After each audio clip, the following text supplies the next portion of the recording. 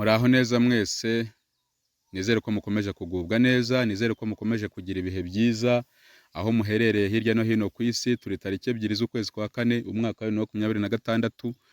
Reka turebere hamwe amakuru y'ingenzi akomeje kuvugwa hirya no hino ku isi muri aka kanya, abari update tubagezaho kugira ngo mukomeze mumenye ibiri kuvugwa ku isi yose cyangwa se ibigezweho. Ariko niba utarakora subscribe mbere yuko ntajya n'aya makuru, ndakwibutsa kuyikora kugira ngo ujye ubona ibiganiro n'aya makuru mu ba mbere. Ujye wibuka kandi dusangize ibitekerezo byawe ndetse n'ibyifuzo ku byo tuba twakugejejeho, ndetse unasangize abandi ibiganiro byacu. Mu makuru yacu rero tugiye guhera kuri iyi nkuru ivuga yuko Perezida wa Amerika Donald Trump yishongoye kuri Iran, ayibwira ko muri iyi ntambara Amerika ari ifite amakarita yose naho yo nta karita n'imwe iyifitemo. Ibi byakuriye impaka ku mbuga nkoranyambaga kubera ko Iran kirimo kurasa ku birindiro bya gisirikare bya Amerika mu burasirazuba bwo hagati, ikarasa muri Israel ndetse ikaba igifunze umuhora wa Hormuz. Mu yandi makuru, Iran yarashe ku cyicaro gikuru cy'ibirindiro by'ingabo za Amerika zirwanira mu mazi mu gihugu cya Bahrain. Iran yanarashe i Tel Aviv muri Israel, aho ibisasu byo mu bwoko bwa cluster byaharashwe. Mu byo byangije hakaba harimo n'impombo z'amazi, bigatera igisa n'umwuzure ndetse bikaba byakomerekeje abantu 25.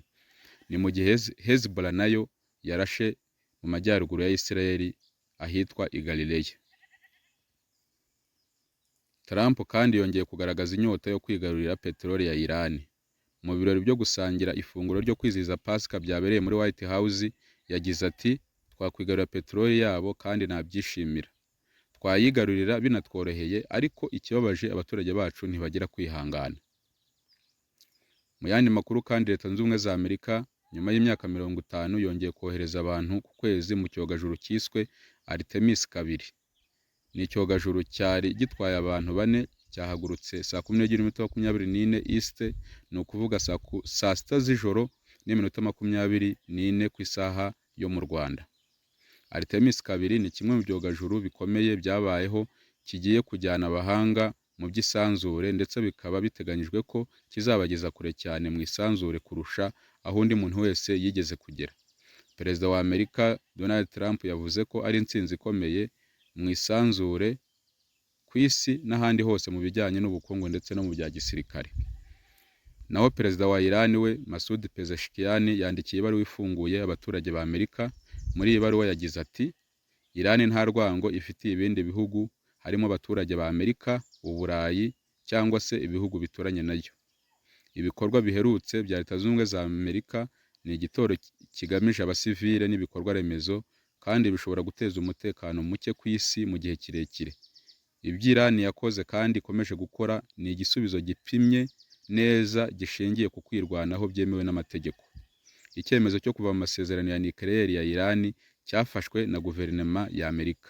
Gukomeza inzira yo guhangana birahenze kandi ntacyo byageraho kurushaho kuruta mbere hose. Asoza agira ati, guhitamo hagati yo guhangana no kugirana imikoranire ni ibintu bifatika kandi bifite ingaruka zikomeye. Mu mateka yayo y'igihe kirekire, Iran yagiye iramba kurusha abayigabyeho ibitero benshi. Ngaho rero amakuru agezweho muri aka kanya twashakaga kubagezaho.